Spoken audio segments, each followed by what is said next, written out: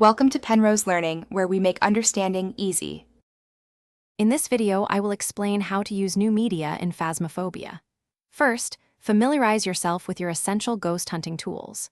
Each item, from the EMF reader to the spirit box, serves a unique purpose in gathering crucial evidence. Your primary goal is to locate the ghost's room, often indicated by temperature drops or flickering lights. Once found, systematically deploy your equipment to gather the 3 pieces of evidence needed to identify the entity. Remember to consult your journal frequently to cross-reference findings and eliminate possibilities. The spirit box is a key tool for auditory evidence. Ensure the lights are off and you are within about 3 meters of the ghost. Ask direct questions like "Where are you?" or "How old are you?" and listen carefully for a response. For ghost writing, simply place the book on a flat surface in the ghost's room. Some entities will interact with it, leaving a clear message. Be patient, as some ghosts take a few minutes to respond to either of these methods.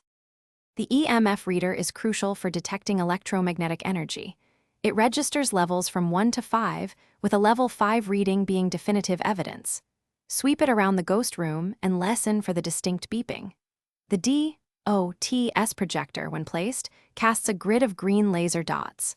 Watch this grid closely. Some ghosts will manifest as a shadowy silhouette moving through the light. This visual evidence is often quick, so pay close attention to the projected area for a few minutes. Finally, the video camera is excellent for remote observation, especially for spotting ghost orbs. Place it strategically in the ghost room, then return to the truck to monitor the feed. The UV light reveals hidden interactions, like fingerprints on doors or windows, or even footprints. Remember, successful ghost hunting involves combining all your evidence. Once you have 3 pieces, cross-reference them in your journal to pinpoint the ghost type and complete your objective. Good luck out there.